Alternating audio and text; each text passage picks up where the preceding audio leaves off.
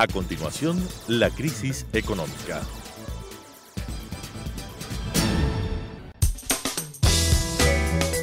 Clasificación B, bajo supervisión de un adulto.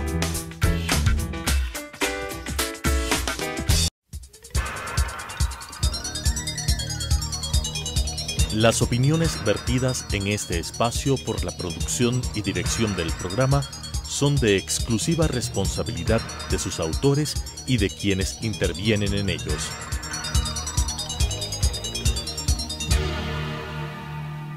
Telesucesos Canal 29 UHF presenta La crisis económica, asuntos de tipo económico, financiero, fiscal, competitividad, sector externo, cómo restaurar los equilibrios macroeconómicos del país, cuáles son sus soluciones para restaurar no solamente los equilibrios, sino iniciar la recuperación económica que todos los ecuatorianos queremos en este país, con la conducción del economista César Robalino Gonzaga. La crisis económica. En el pasado reciente hemos tratado varios temas sobre la economía ecuatoriana. Uno que tiene que ver con la crisis fiscal, que es el tema más grave que tiene la economía ecuatoriana, y hemos sugerido una serie de planteamientos al gobierno nacional con nuestros invitados y mi persona. ¿Para qué? Para que llevar a cabo una serie de acciones de ajuste que la economía irremediablemente lo necesita, ¿sí? Y el gobierno ha escogido una estrategia del gradualismo en la que muchos, entre los cuales yo me cuento, no estamos de acuerdo. Pero también hemos tratado la ley de fomento productivo que está ya en vigencia y en la que hay estímulos tributarios. Y para eso tuvimos un invitado que es el presidente de la Cámara de Agricultura de esta zona, como el presidente del Consejo de Cámaras de Pichincha, Rodrigo Gómez de la Torre, con quien desarrollamos todo el tema y concluimos que el gobierno había acertado en esa parte para dar estímulos suficientes para que las inversiones privadas y extranjeras se presenten en mayores volúmenes y den empleo y mayor crecimiento en la economía ecuatoriana. Hoy vamos a tratar el tema petrolero con un invitado especial. Ahora, ¿por qué? Dos razones fundamentales, no las únicas, pero dos razones. La una, porque el petróleo todavía sigue dando unos ingresos en dólares importantes para la balanza de pagos del Ecuador, ¿no? Y para crear liquidez en la economía. El segundo es porque da ingresos al Estado, no solamente al gobierno nacional, sino también a Petroecuador, Petroamazonas, que tiene que recibir dinero para financiar sus actividades y luego para pagar también pues la prestación de servicio de una serie de compañías y luego pagar también lo que se tiene que pagar a China por los préstamos anticipados, etcétera. Y lo que sobra sencillamente va al presupuesto del Estado. Eso y otras razones, el petróleo sigue siendo importante y seguirá siendo importante por algunos años más. Para tratar varios temas del sector petrolero, que es un tema bien amplio y bien largo y muy serio, ¿verdad? Hemos invitado al doctor abogado Calero Luis, un hombre prestigioso, profesional, que conoce mucho de petróleo. Y por ese conocimiento, por esa familiaridad que tiene el doctor Calero, lo hemos invitado. Luis, te agradezco bastante por estar en este programa. Tres o cuatro preguntas te voy a hacer a los efectos de comenzar a ver este tema que es importante para el Ecuador. El primer punto, Luis, es ¿cómo ves los niveles de producción?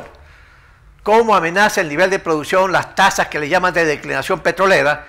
Y luego, en función de eso también, el programa del gobierno de llegar al año 21 con 700.000 barriles de producción, cuando creo que estamos en 520.000. ¿Qué es lo que se requiere hacer para cumplir esa meta? ¿Qué inversiones privadas, estatales, etcétera? Luis, por favor. Bien, César, muchas gracias por tu invitación y es un gusto compartir contigo. El gusto es mío, Luis. No, muchas gracias. A ver, mira, yo miro con mucha preocupación. ¿Ya? Mucha preocupación. Porque si nosotros excluyésemos los 75.000 barriles... ¿De consumo interno? No, de producción del ITT. Ah, ya, perdón. La producción realmente estaría por los suelos. Ya. Ni siquiera hemos estado hasta el mes anterior cumpliendo la cuota que la OPEP, en un acuerdo hace un par de años, había fijado, había establecido con miras como una estrategia. Ahora, para bajar. Te interrumpo, Luis. ¿A qué se debe eso, Luis?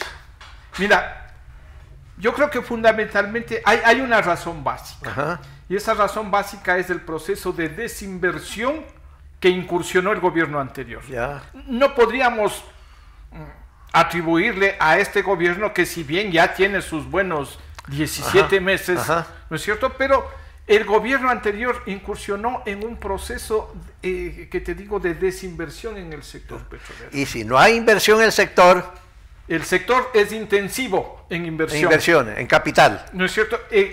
Primero para tratar de mantener los niveles de producción. Ya. Porque tú y de nuestros amigos televidentes saben que existe un proceso natural de declinación de los campos.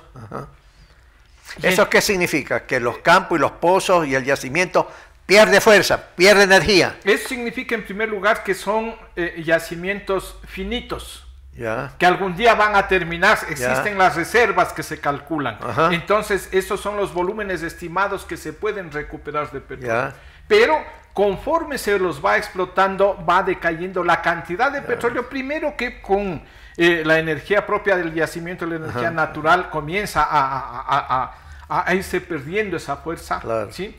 Pero luego existen ayudas para que nuevamente pudiera generarse mayor presión pero esas ayudas, Luis, implican hacer inversiones. Parte de eso son las inversiones. Y hay unas inversiones mucho más complicadas, que son aquellas mediante las cuales se interviene ya en el yacimiento con algunas ayudas, y hay que hacer planes pilotos, hablemos de recuperación mejorada, ¿no es cierto? Donde se emplean ya técnicas mucho más complejas que la simple ayuda que se le da al yacimiento inicialmente. Entonces eso implica riesgo e implican inversiones. Entonces se ha centrado en un proceso de desinversión, primero del propio sector público. Y has comenzado con modalidades, a ensayar unas modalidades contractuales que realmente no le benefician al uno, pero tampoco es que espectacularmente le benefician al otro. Me estoy refiriendo, por ejemplo, a este contrato de prestación de servicios con una tarifa fija. Mira, con esa modalidad, el Estado asumió el riesgo del precio del petróleo. Eso significa que cuando los precios estuvieron al alza, obviamente que había un beneficio transitorio y aparente para el Estado. Pero el momento en el que los precios del petróleo declinaron, definitivamente la compañía continuó recibiendo su tarifa, no le pasó absolutamente nada y el Estado dejó de percibir ingresos. Ahora, Luis, ¿qué tipo de tarifa? Porque entiendo que hay diferentes tarifas dependiendo de los campos petroleros.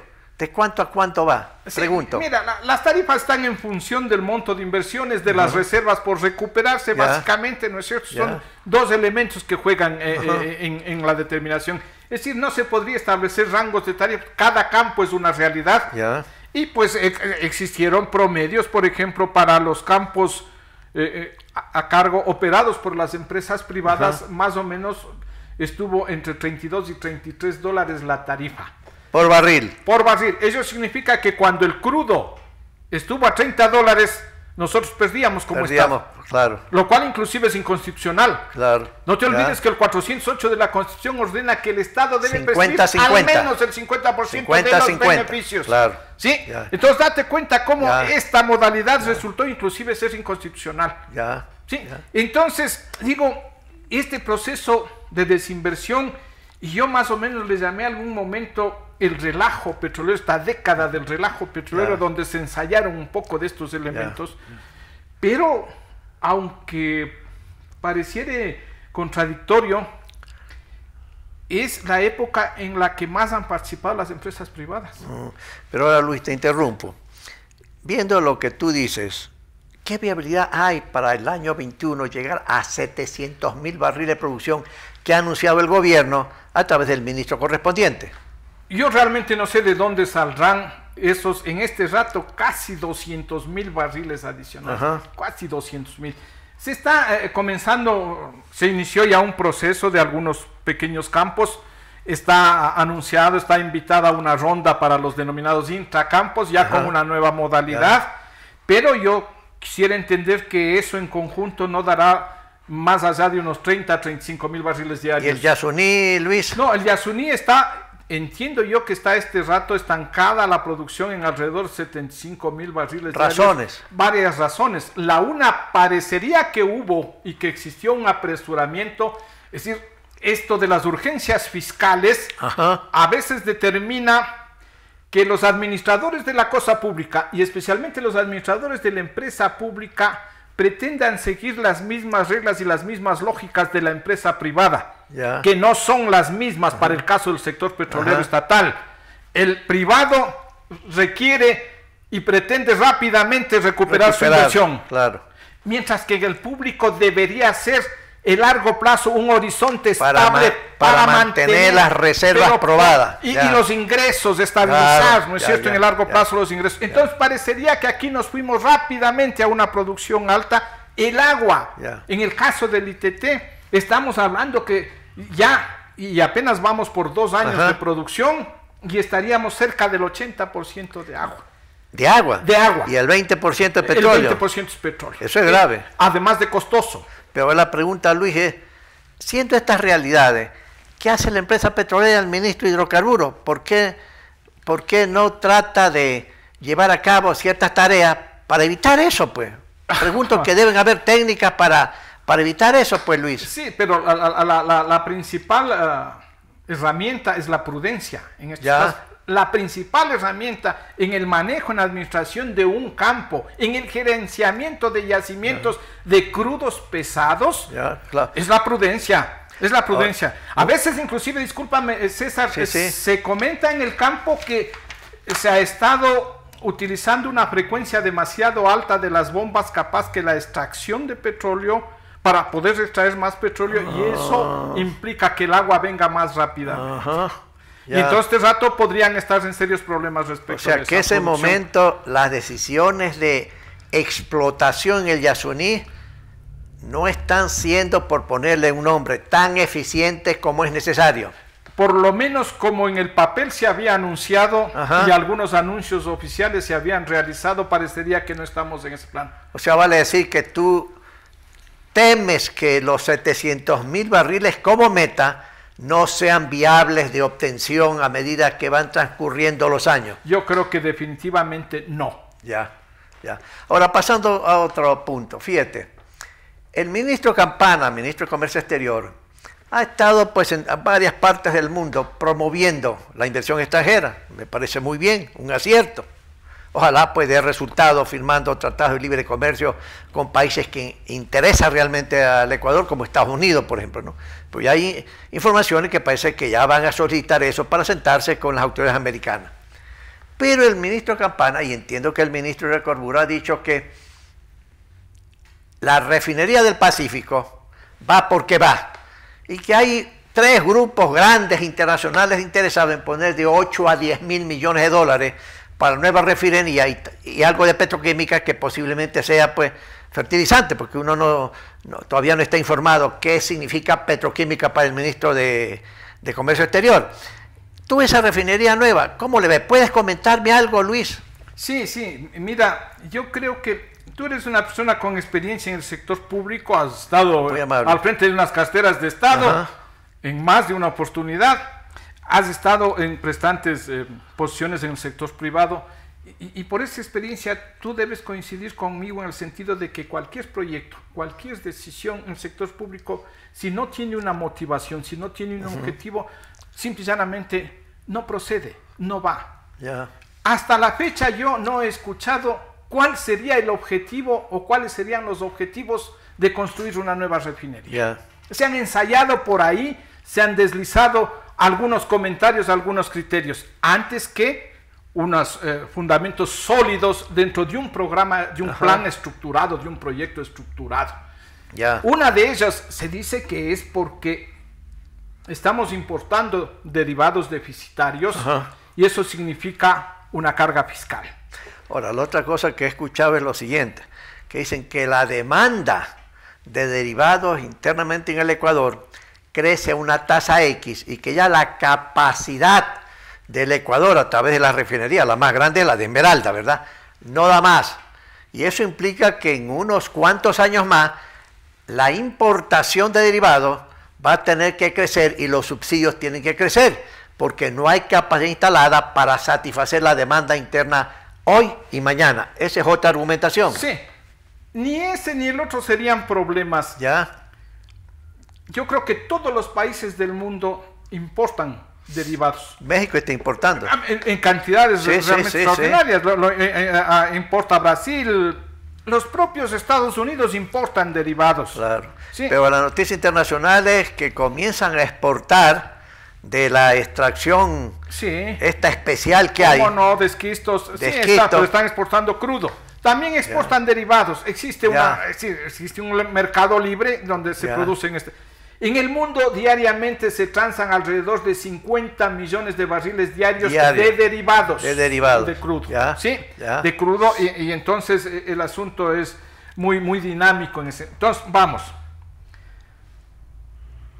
La nueva refinería, tal y como más o menos se ha anunciado, hubo una presentación para inversionistas hace unos meses y se ofreció que para el 24 de mayo ya se lanzaba el proyecto y creo que se firmaba el contrato. Pero parece ser que el presidente va a firmar en los próximos días un decreto en que abre la licitación internacional para este propósito. Vamos a ver, porque estoy esperando ya más o menos unos 3 meses la suscripción de ese decreto y no se produce. Mira, César, hagamos un breve balance de lo que podría ser esta nueva refinería, que ya no se llama por lo pronto del Pacífico, sino la refinería de Manabí. Sí, refinería de Manabí. Mira, como costos, 300,000 barriles diarios de petróleo significan más o menos, para ir redondeando números y hacer más fácil los cálculos, 110 millones de barriles de petróleo al año. Esos son 300,000 barriles diarios. 110 millones. Si nosotros tomamos un precio promedio de los últimos meses y establecemos en $60 el precio de exportación de nuestro crudo, ¿no es cierto? Estamos hablando de 6.600 millones de dólares que dejaría de recibir el Estado porque va a destinar ese petróleo a la refinería.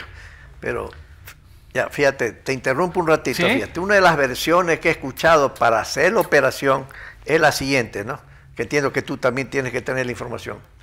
Señores, vengan, asumiendo que salga el decreto, que haya la licitación y que de los 3 haya alguien que se quede interesado, etcétera. 8.000 o 10.000 millones de dólares.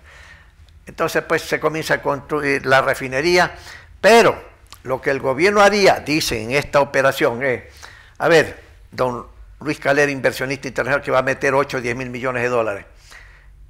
Yo le entrego el crudo, usted me entrega los derivados y yo le pago a usted por barril un honorario X. Una tasa de refinación. Una tasa de refinación.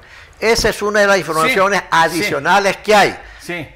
Desarrollemos eso. ¿Cómo le miras? Mira, eso no quita este presupuesto básico que te estoy señalando. Claro. Entonces, esos 110 millones de barriles de petróleo tienen que salir de la refinería. Tienen que salir de la producción nacional. Entonces ahí vas a tener vos, digamos teóricamente, una conversión 1 por 1, y entonces serían 110 millones de barriles de derivados. De esos tú destinarías 50 millones, que este rato son los que se importan. 50 millones para el consumo interno y 60 exportarías. Suponte que crezca 60 millones.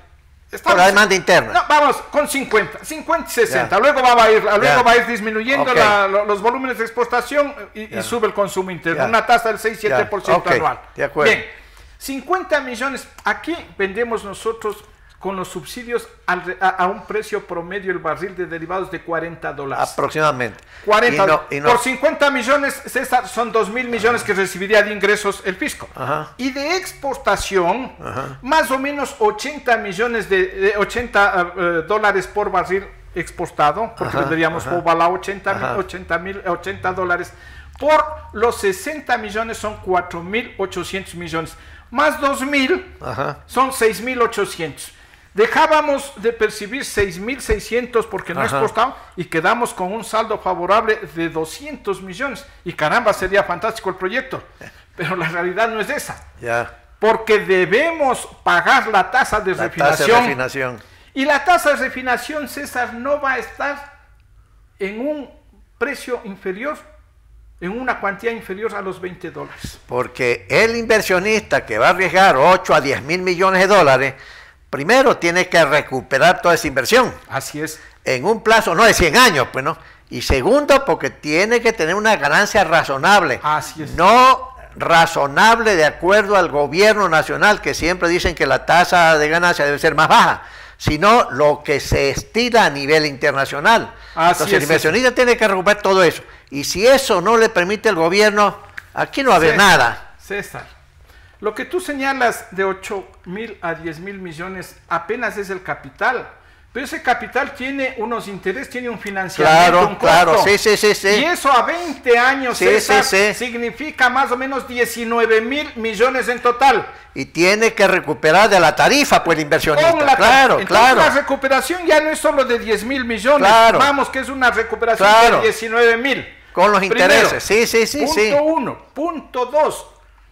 Tiene que pagar la operación de la planta. Claro, los gastos de operación, claro. Y entonces estamos hablando, miren, el primer caso es que más o menos son $11 para recuperar capital más el costo del dinero, ¿sí? Haciendo cuenta los 300.000 barriles diarios, ¿sí? Durante 20 años.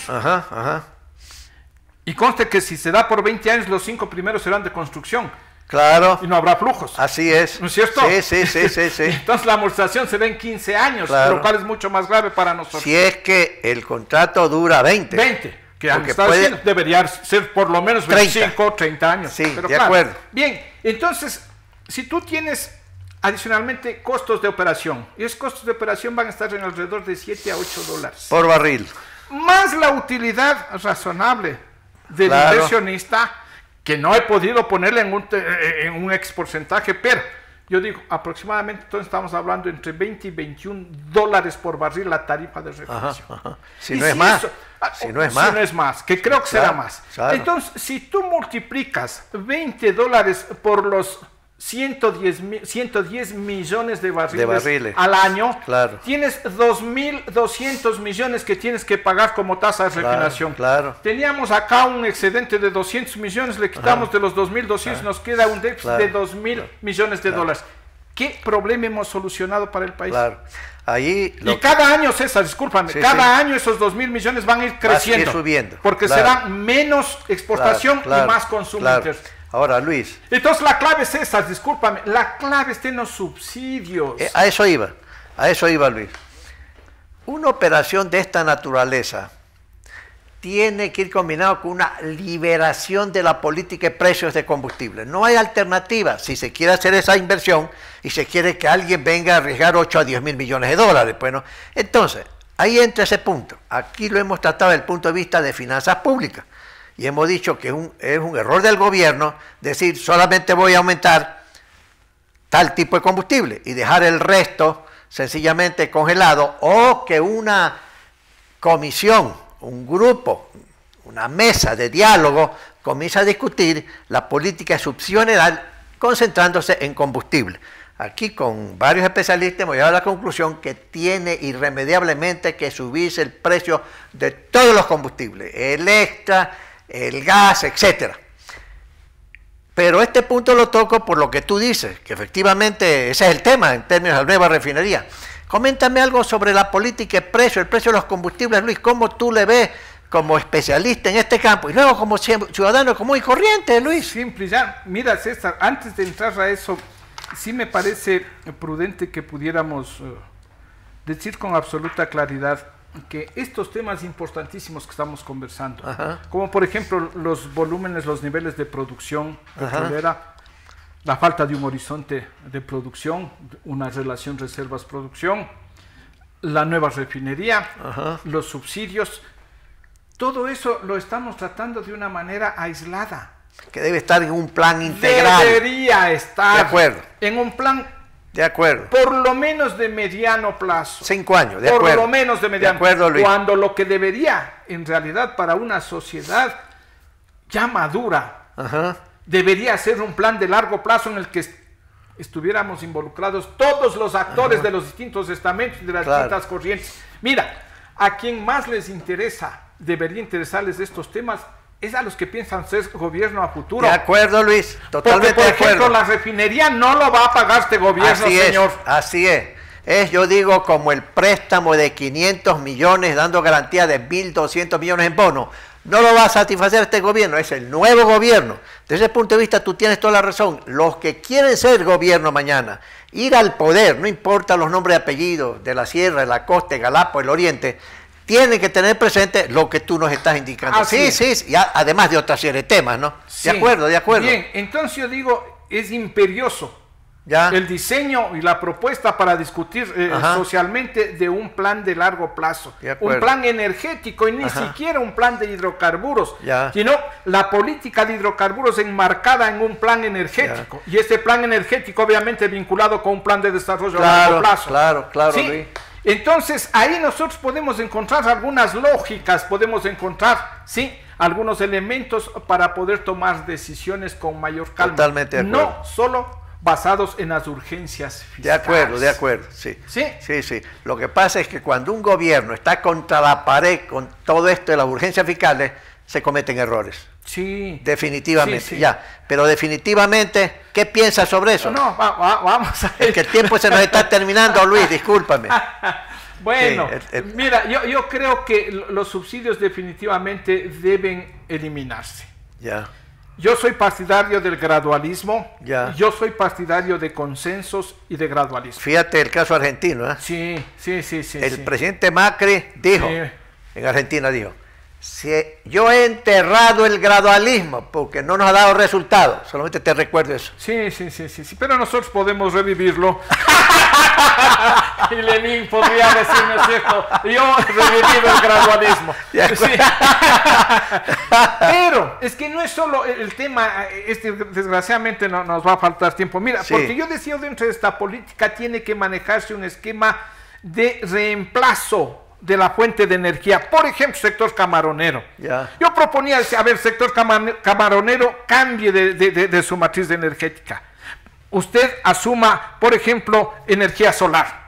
Y para ello, yo le voy a dar liberación de impuestos, tasas y todo para la importación de paneles solares. Para todos esos equipos. Crédito preferencial a tasas preferenciales de la corporación financiera. Para que la banca, sus amigos de la banca, que todavía no he visto una contribución para la solución de la crisis. Para que pueda sustituir.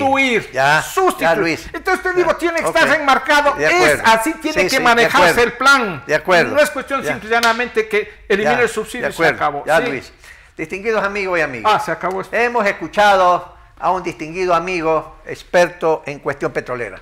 Ahí tienen ustedes algunas sugerencias, algunas conclusiones, algunas recomendaciones. Esperemos que este programa sea escuchado por alguien del gobierno nacional y acoja estas reflexiones. Amigos y amigas, nos veremos la próxima semana. Gracias por estar nuevamente con nosotros en este programa que hemos llamado La Crisis Económica del Ecuador.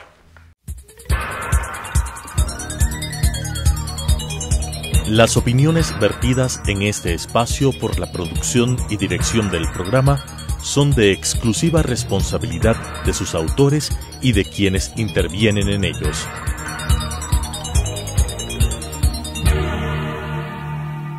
Telesucesos Canal 29 UHF presentó La Crisis Económica, asuntos de tipo económico, financiero, fiscal, competitividad, sector externo, cómo restaurar los equilibrios macroeconómicos del país, cuáles son sus soluciones para restaurar no solamente los equilibrios, sino iniciar la recuperación económica que todos los ecuatorianos queremos en este país, con la conducción del economista César Robalino Gonzaga.